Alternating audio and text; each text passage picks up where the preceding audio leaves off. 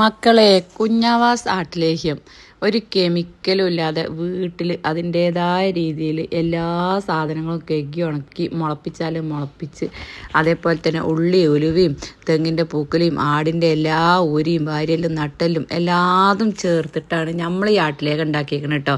അപ്പോൾ ഇതിൻ്റെ വിശദമായ വീഡിയോ ഞാൻ നാളെ ലെങ്ത് വീഡിയോയിൽ ഇടുന്നുണ്ട്. അതേപോലെ നിങ്ങൾക്ക് മുടി കൊഴിച്ചിലിന് പറ്റും, അതേപോലെ ആരോഗ്യം ഉണ്ടാവാൻ പറ്റും, ശരീരത്തിന് ബലം കിട്ടാൻ, നാഡീ നരമ്പിനൊരു ബലം കിട്ടാൻ, അങ്ങനത്തെ സാധനങ്ങളൊക്കെയാണ് ഇതിൽ ചേർത്തിട്ടുള്ളത്.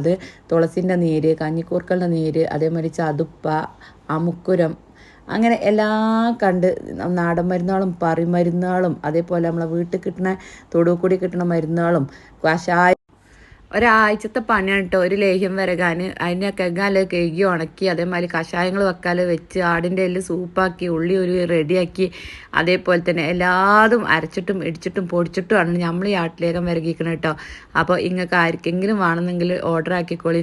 മുടി കൊഴിച്ചിലെന്നൊക്കെ ഞാൻ പറഞ്ഞത് എന്താ വെച്ചാൽ നമ്മുടെ ശരീരത്തിൽ വിറ്റാമിൻ്റെ കുറവുകൾ ഉണ്ടാകുമ്പോഴാണ് ഈ മുടി കൊഴിച്ചിലും അതേമാതിരി നമ്മളെ കയ്യും കാലും വേദനയും ഒക്കെ ഉണ്ടാവും കേട്ടോ. അതിനൊക്കെ പറ്റിയ ഒരുപാട് മരുന്നുകൾ ഇതിലടങ്ങിയിരിക്കണം. അത് നമ്മളെ തലി തേക്കണിലേറെ ശരീരത്തിൽ പള്ളൻ്റെ ഉള്ളിലും കുറേ ചെല്ലണ്ടുണ്ട് കേട്ടോ.